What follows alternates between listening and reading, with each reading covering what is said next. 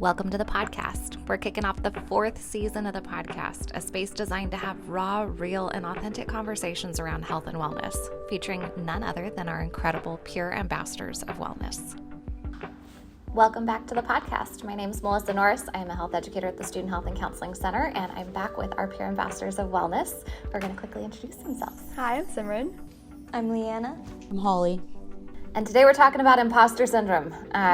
So we're going to kind of talk a little bit about like what it is for one, because I think the term itself is somewhat commonly recognized, but maybe not fully. We're going to talk about how it's showing up, and then how do we overcome it? How do we push past it? So we'll even share some resources along the way about how we can help support our students with what they're experiencing. So first thing I want to start with is the definition. So originally we went to social media and asked people, like, do you know what imposter syndrome is?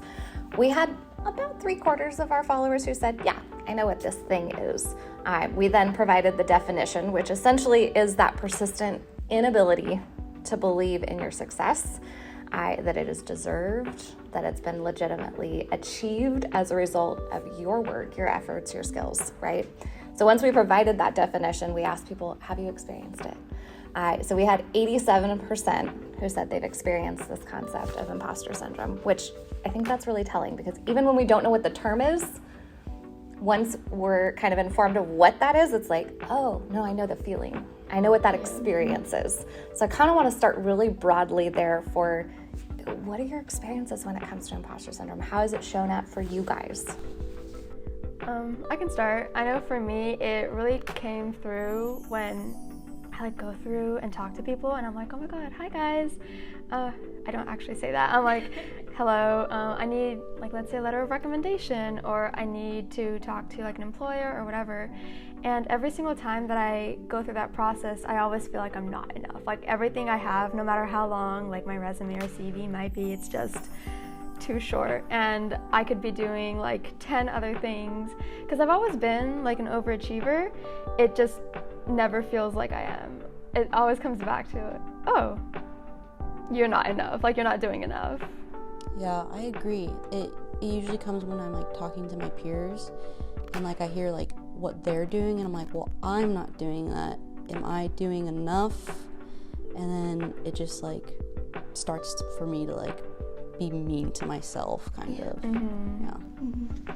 For me, I feel like I experience imposter syndrome quite a bit throughout the week. I am a part of SMIC camp, so I am around a lot of individuals who are very intelligent and very hardworking, and I get to hear about all of their achievements and all the things that they're doing. And even though I'm so proud and excited for what is to come for them, sometimes my mind starts to get into a negative realm where I start to doubt myself, and my brain starts asking me, well, what are you doing to be a qualified person for the program that you're in?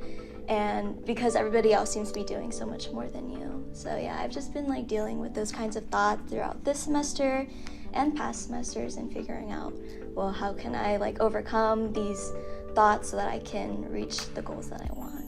And it's funny because you're a part of the program too. I know. That is you, but it's it doesn't feel like it. You always feel like that outsider, or it's you would never say the things you say to yourself to someone else. Yeah. You don't see them that way. And yeah, I feel like I'm the hardest on myself, even though like you said, I am in the program and I should feel like I deserve the position and stuff, but still I'm hard on myself just for whatever reason. Well, I think by nature we compare ourselves so greatly to the people around us. I mean, we can't just focus on the accomplishment sometimes of what we've been able to do, but it's but. I look at my counterpart who's next to me and they've done this. Like you said, they did this, I haven't done that. And so we're kind of in this constant realm of comparing ourselves to the next person over instead of appreciating where we're at and our own experiences too. It's always really funny when someone's not even in the same field as I am, and I'm still I didn't do that. Oh my God. It's that's not what you're doing at all. You can calm down. Yeah, sometimes I'll have thoughts I am doing enough, but then I start to have the worry, I'm well, are people seeing it though? Mm-hmm. I know I'm doing what I need to do, but if I'm going for a job interview or some program interview, are they going to see that just from like the words I put on my resume or on my transcript? Puts a lot of pressure on you to figure out how do I translate what I am doing so that people understand that and they see the value that I know is there. That's a good point. And I definitely think that because sometimes I feel like I'm not doing enough, I start to put more and more on my schedule, and then I feel like that kind of hinders my ability to actually achieve what I want to. So I agree with that a lot. Yeah. Yeah. Double-sided sword. Yeah. Think about it, the more you put on your plate, the harder it is for you to be extremely successful in all of those areas that you're kind of trying to give your time and your energy towards as well. Yeah. It drains you. And I feel like it also comes up as in like, oh, you have this opportunity, why aren't you taking advantage of it? Like, not everyone gets it. But then it's like, you can't take advantage of every single opportunity because you would burn yourself out very, very fast. Definitely. I think I experience a lot of burnout because of like imposter syndrome. Like I do put a lot on my plate, and like it starts off really well in the beginning of the semester. It's like, oh yeah, I'm getting so much done. I'm adding so many things to my resume. And then like now at this time of the semester, I forget what week we're in, like 9, and I'm tired. Yeah, you start feeling it. You're like, ooh, maybe I put too much on my schedule. And like you start pulling away from some of those commitments in a way. Not fully, but like you're not putting like your 100% in like you were at the beginning. For sure. So then it starts making me feel bad, like, oh, now I'm letting people down. Yeah. It sucks. It's a very vicious cycle. I was going to say, because then when you start getting that feeling of I'm letting people down, suddenly that imposter syndrome's creeping back in, right? I'm not doing enough, I'm not being enough, I'm not fully present, and then we're back in that spiral, right? Yeah. I think that's the best way to describe it, a cycle and a spiral. Yeah. Don't you love our brains? It can be dangerous. I guess then the question is, how do you cope with it? How do you move through it, push past it, and bring yourself back to that solid ground? For me, I found that when I do reach out to counselors who kind of know the ropes and like how I can make sure that I am like doing what I need to do, but also making sure I'm like doing not too much at the same time. They kind of help me sort out the thoughts in my brain.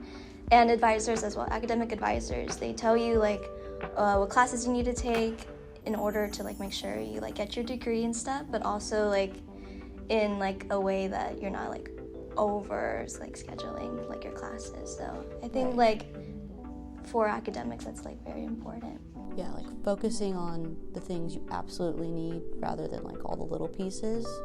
I agree though, like with counselors, like I've gone to therapy in the past, and like one thing that my therapist has explained to me is like focus on the things you can control, because the things that are making you spiral are things outside of your control. And like that helps me start to ask myself, is this something I can control? And if yes, then I can do something about it. And if it's not, then I can just let it go to the side and let someone else take care of it almost. And that takes the pressure off right there. Yeah. When you realize that like I can't control this thing, there's nothing I can do about this, but I can do something about this side of it, whether it's how I'm reacting or responding to it. That's where I have the ability to make control. Yeah.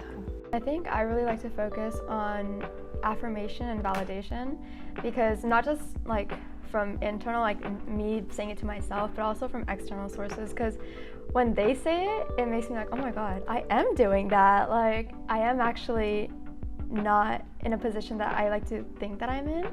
And getting that, it can be from like anyone, like, oh, a professor, like, you did a great job in your assignment. And that's such a small thing in like retrospect, but that sticks with me. It's like, oh no, I actually did that. Like that was me. Mm-hmm. Yeah, sometimes I'll get like the comments like on like a like a discussion post from a professor being like, that was a really good insight. I'm like, you're right, that was a good insight. Yeah. Yeah, I think we tend to be like too humble sometimes, and I think it's okay to be proud of the things that you've done, like small or little. So I think that's a good point. Yeah. Affirming yourself. Mm-hmm. No, because like I know with my therapist, that is one thing that we work with. Like it's not just like kind of finding that balance between both external and internal, because you can't always rely on external sources. You're never like going to feel that satisfaction if it doesn't also come from yourself. And that's why like also reminding myself of times when I have been like proud of myself and my work. Like, I can look back at that page or that like research or like whatever it is that I've done and be like, you were really proud of that. Like, retain that feeling. Yeah. And are there physical or tangible things that you guys do go to? Like you said, like that paper, that exam, that comment, whatever it is. Are there things that you guys kind of keep in your back pocket? Not literally maybe, but to be able to have that you can turn to in those moments where maybe you do need that boost and you need to get yourself back on track? Honestly, my resume. Because, like, I'll put any accolade I'll get, like any award. I'm like, wow, I forgot I got that. Like, yeah, I did earn that and I did achieve that. I think my resume helps me. Like, sometimes I just look at it in class when I'm feeling down. I'll be like, wow, look at that. I did all that. Exactly.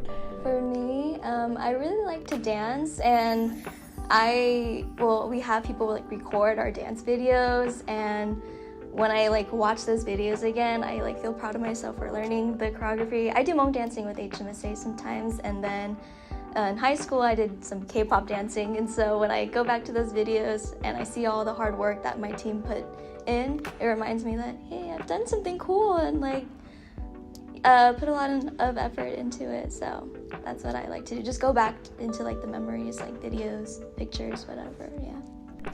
Yeah, because I think for me it also comes through with things that aren't like academic, career, professional related. Just being like, you're proud of yourself in other areas too. It's not always about like whatever is benefiting your like future or anything like that.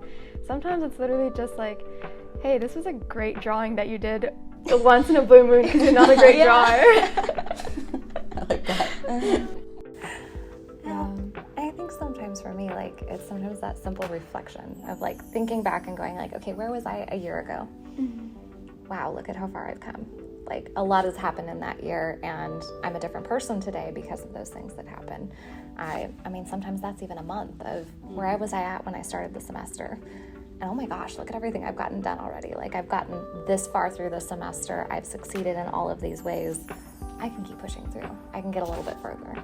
Yeah, I think I do that honestly weekly. I look back at the week and I'm like, wow, I had this busy schedule, but I got through it. On to the next one. Yeah. But yeah, it's like, yeah, it does make you proud to like get through. So when you guys are in that place where your confidence is kind of getting a little shaky, what helps you to regain that confidence and get yourself back on track? I think for me it was really just because I came back from a study abroad experience and some last semester, and then I came back and I was like, what are you doing at home? Like, I feel like I'm not doing anything anymore. And so I really took that initiative to be like, okay, you're gonna get more involved, especially because like I think after COVID it kind of had that feeling of I don't really need to be doing this, like just going to my class is enough for right now. But at some point it just hit that like threshold of you can do more. You can do, like, in all honesty, in a healthy manner, you can do more, right? But I kind of just got involved, like, doing the PAW program, as we are. I got a job on campus, and I, like, volunteered with one of my labs, and I was just like, I feel great right now. I have a lot on my plate, that is true, but a lot of it makes me more confident talking to other people and getting, like, networking, because I wouldn't know, like, you guys if I hadn't done this. So I think really just being like recognizing where your limit is, but really kind of pushing yourself to like, it's okay, like be a bit more bold, like it'll pay off. Yeah, I had a similar experience that I'm a transfer student, and so I was like coming from a community where I felt really good in, and then coming to a new community, and I had the same experience. Like, I'm not doing a lot other than going to classes, so that's when I started like talking to professors and advisors, like asking what's on campus. I ended up starting a club with some new people, joined the PAW program, just got more involved on campus. I also got a job on campus, which helped me get to know a lot more people as well. Exactly.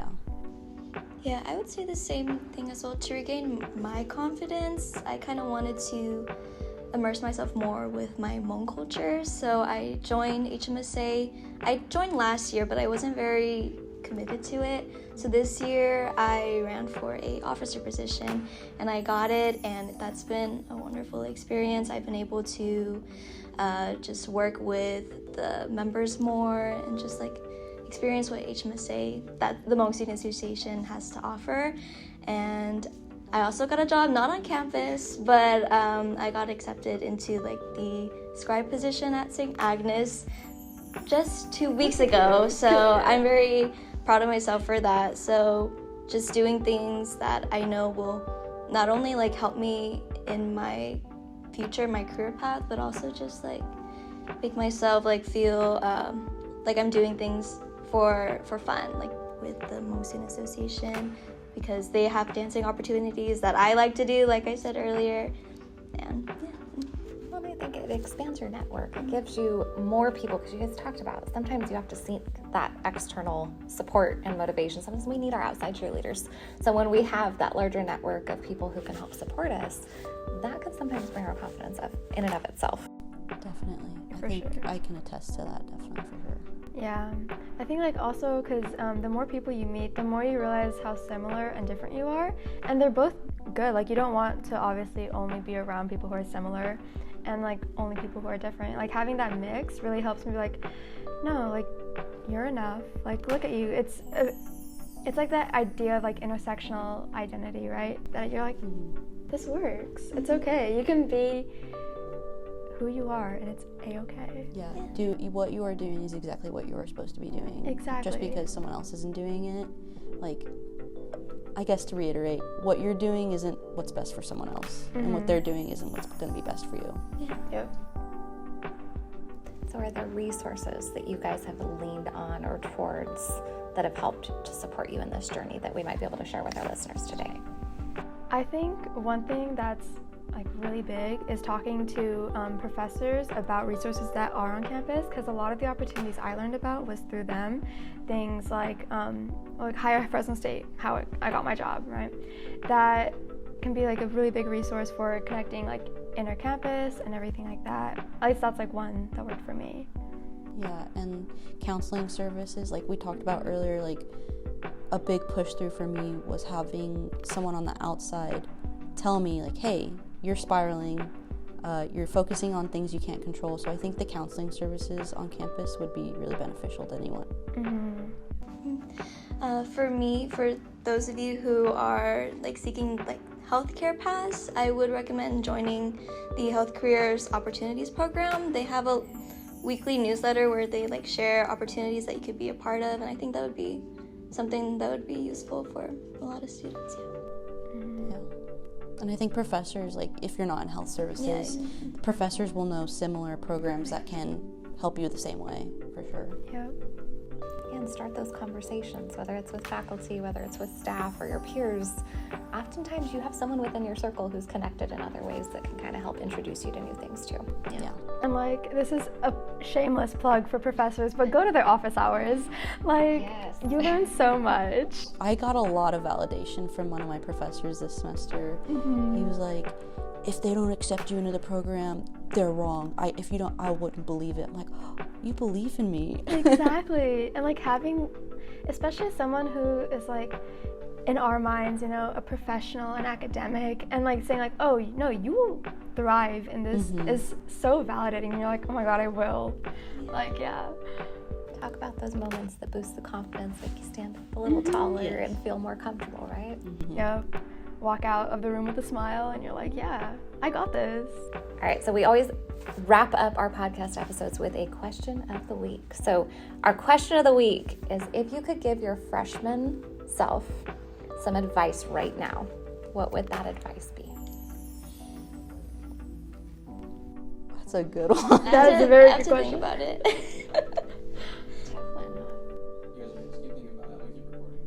I would probably tell my freshman self, involve yourself in the community as much as you can, because I feel like that's how I've gained a lot of confidence and like how I've networked a lot. And I think that's what's really helped me through higher education.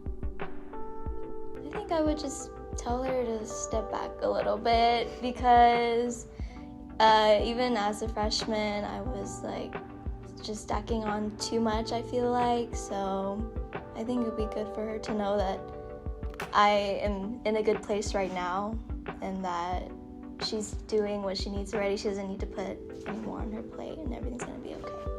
I think for me, it was more similar to Holly, because I would just drive to campus, go to my class, drive home.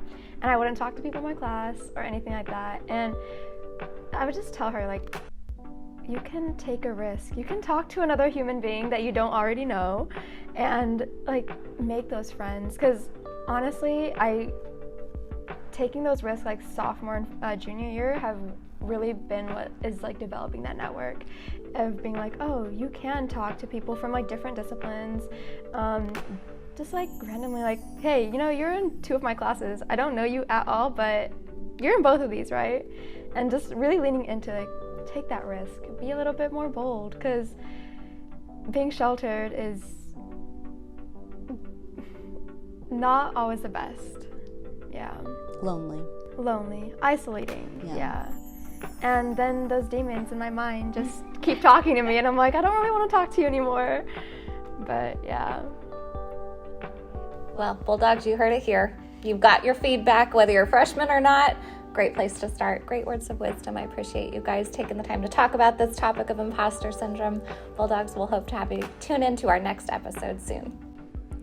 Make sure you're following us on Instagram at FS Health Center, where we're going to share more opportunities to take that deeper dive into wellness and to have some fun at the same time. You can also visit our website at fresnostate.edu/health to learn more about the programs and services available at the Student Health and Counseling Center.